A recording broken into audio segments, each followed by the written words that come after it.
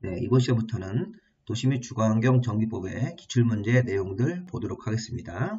자, 도시 및 주거환경 정비법은 재건축, 재개발을 주로 다루는 법률이고 이 기출문제가 그동안 나왔던 걸 쭉 풀어보시다 보면 반복해서 출제되는 경향이 있으니까 자, 기출문제 여러 번 반복해서 보시 바랍니다. 자, 첫 번째 주제는 용어 정리부터 들어가겠습니다. 자, 첫 번째 1번 문제 보시면 이 정비법 형상 용어 정의로서 틀린 걸 찾습니다. 자, 건물이 훼손 일부 멸실되어서 이렇게 안전사고 우려가 있는 건축물은 노후불량 건축물에 해당한다. 맞죠? 자, 이게 안전사고란 말이 나오면 준공 후 몇 년이 지났을 때란 말이 없어도 노후불량 건축물로 인정된다. 이렇게 정리하시면 되겠습니다. 자, 그리고 이제 반면에 우리 노후불량 건축물에서 준공연도가 따지는 노후불량도 있었죠. 예를 들어서 준공 후 20년 이상 30년 이내 범위 안에서 조례가 정하는 기간이 지난 건물, 이런 식의 노후불량 건축물도 있으니까 그거 나중에 한번 다시 한번 정리하시 바랍니다. 자, 일단 1번 질문은 노후불량 건축물이 맞습니다. 안전사고 우려만 있으면 준공 후 몇 년이 지났다는 말이 없더라도 노후불량 건축물이 맞습니다. 두 번째, 주거환경 개선 사업이란 정비 기반 시설은 양호하고 노후불량한 공동주택이 밀집한 지역에서 이 주거환경을 개선하는 사업이다. 자, 우리 주거환경 개선 사업은 저소득 주민들이 사시고 정비 기반 시설이 극히 열악하고 노후불량 건축물이 과도 밀집할 때 이렇게 나와야 되는 거죠. 자, 지금처럼 정비 기반 시설이 양호하면 이거는 재건축 사업에 대한 설명입니다. 2번이 답이네요. 자, 정비 기반 시설 양호, 노후불량한 공동주택이 밀집했을 때는 재건축 사업으로 가는 겁니다. 3번, 도로, 상하수도, 공원, 공용주차장, 공동 이런 것들은 정비 기반 시설이죠. 우리 정비법에서는 정비 기반 시설, 공동 이용시설이라는 용어가 있죠. 정비 기반 시설은 이 재개발을 했을 때 재개발 아파트 바깥에 있는 것들, 자, 공동 이용시설은 재개발 아파트 안에 있는 것들 이렇게 생각하시면 되겠습니다. 도로, 상하수도, 공원, 공용주차장은 재개발 아파트 정문 밖을 나가서 있는 도로들, 도로 아래 상하수도, 도로 건너편에 공원, 녹지 같은 거, 공용주차장, 공동구 이런 것들은 재개발 아파트 바깥에 있는 정비 기반 시설, 이렇게 정리하시면 맞겠습니다. 4번, 재개발 사업할 때 토지의 지상권자도 토지 등 소유자에 해당이 되는 거죠. 자, 우리가 재개발 사업할 때는 토지 소유자 또는 건축물 소유자 또는 지상권자가 정비구역 안에 토지 소유자 또는 지상권자, 건축물 소유자 이렇게 하나씩만 권리가 있더라도 토지 등 소유자가 맞으니까 4번도 맞습니다. 자, 이 5번은 조금 어려운데 주택단지라는 단어는 정비법상 주택단지는 건축법에 따라서 건축허가를 받아서 아파트나 연립을 짓는 땅도 주택단지고 또 주택법에 따라서 사업계획 승인을 받아서 주택이나 부대, 복리를 짓는 것도 주택단지에 해당이 된다. 이렇게 정리하시면 되겠습니다. 자, 우리 요약집 같은 데 보시면 다 있을 건데 건축법상 건축허가를 받아서 아파트 같은 걸 짓는 땅, 또 주택법에 따라서 사업계획 승인을 받아서 주택이나 부대, 복리를 짓는 토지도 모두 주택단지에 모두 해당됩니다. 자, 그런 의미로서 5번도 맞는 질문입니다. 자, 이런 문제는 우리가 2번에서 답이 쉽게 나오셔야 되겠죠. 1번 문제는 2번 정답입니다. 자, 다음 똑같은 문제 나와서 정비기반시설에 해당하는 것은 정비기반시설이면 재개발 아파트 단지 바깥에 있는 것들. 그래서 우리 보시면 이게 광장이죠, 광장. 광장, 공원, 녹지 같은 것들은 정비 기반시설로 봐야 됩니다. 자, 반면에 놀이터, 타가소, 마을회관, 이런 구판장 같은 것들은 재개발 아파트 단지 안에서 주민들이 공동으로 이용하는 시설입니다. 자, 2, 3, 4, 5번을 자세히 보시면 재개발 아파트 안에 놀이터, 재개발 아파트 안에 애기들을 우리 보는 타가소, 마을회관, 이 구판장은 재개발 아파트 안에 있는 거고 이 광장 같은 것들은 재개발 아파트 바깥에 있는 것으로 보고 정비 기반시설로 적용하시면 되겠습니다. 도로, 상하수도, 국어, 공원, 공용주차장, 공동구, 그다음에 녹지, 하천, 광장 이런 것들은 재개발 아파트 바깥에 있는 것들입니다. 정비 기반시설. 자, 관련 요약집 읽어보시고요. 자, 세 번째 보시면 도시 및 주거환경 정비법상 자, 토지 등 소유자에 해당하지 않는 자는 자, 이것도 앞에서 나온 그 지문하고 같습니다. 토지 등 소유자는 재개발이나 주거환경 개선 사업할 때는 정비구역 안에 토지 소유자 또는 건축물 소유자 또는 지상권자 이렇게 권리가 하나만 있어도 되는데 이 재건축 사업 같은 거 할 때는 정비구역 안에 건축물 및 부속 토지 소유자, 건축물과 토지를 양쪽 다 가진 사람들만 토지 등 소유자이기 때문에 이 3번이 답이죠. 재건축 사업의 경우에는 정비구역 안에 건축물 및 부속 토지 소유자, 건축물 부분하고 토지 부분을 둘 다 가지고 있으셔야 됩니다.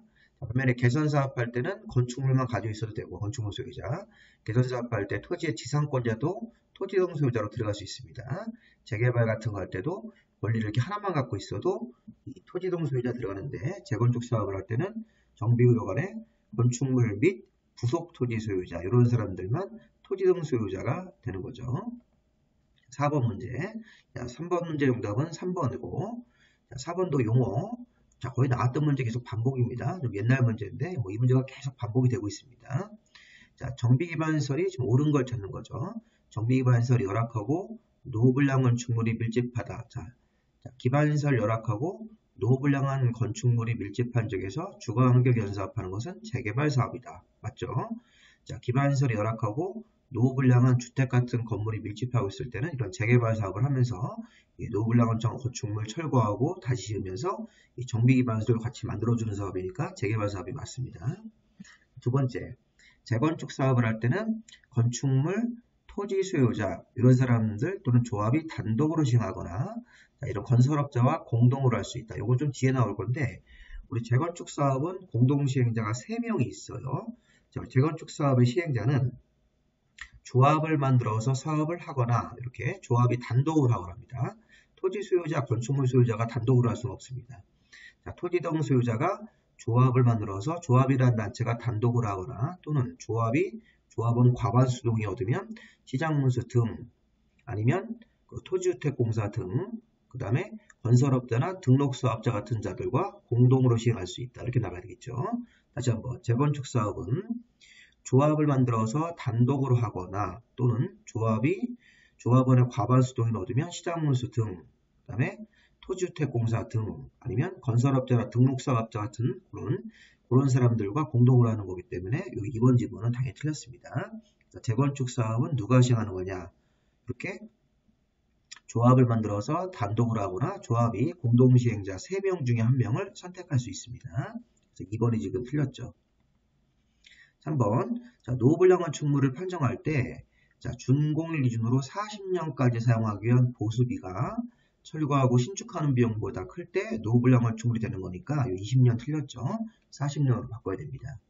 4번도 주민들이 공동으로 쓰는 공동작업장까지는 공동이용설이 맞는데 이 공원이나 공용주차장은 재개발 아파트 바깥에 있는 정비기반설로 봐야 됩니다. 이 두 개는 정비기반설, 앞에 것만 공동이용설입니다.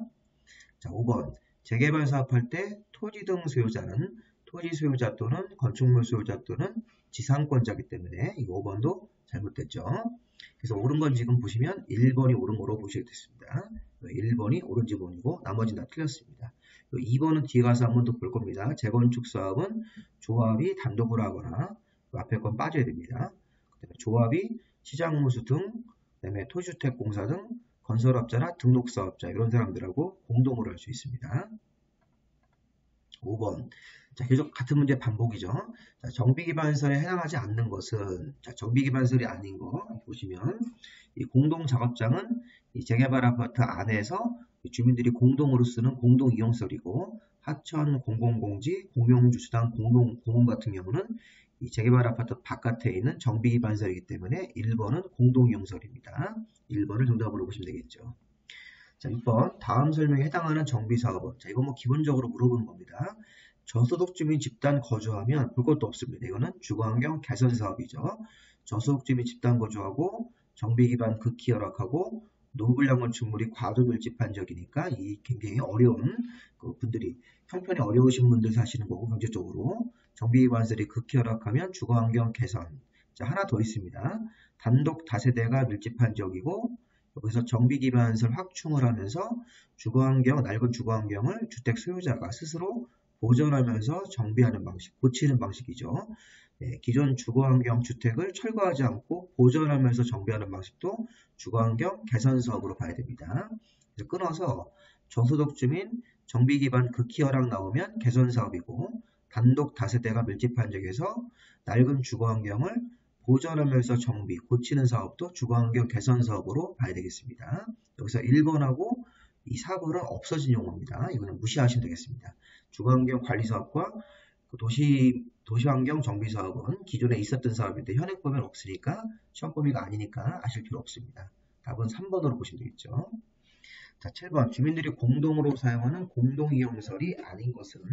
자, 우리 공동이용시설 아닌 거 보시면 자, 경로당, 타가소, 놀이터, 어린이집까지는 정비 기반 공동이용시설이 맞는데 자, 유치원은 요거는 제외입니다. 제외. 유치원은 요거는 이제 그 재개발하던 바깥에 나가서 별도로 우리가 건물을 세우고 유치원을 설립해서 이 교육청의 관리를 받는 곳이기 때문에 요거는 유치원은 어린이집과랑 다른 겁니다.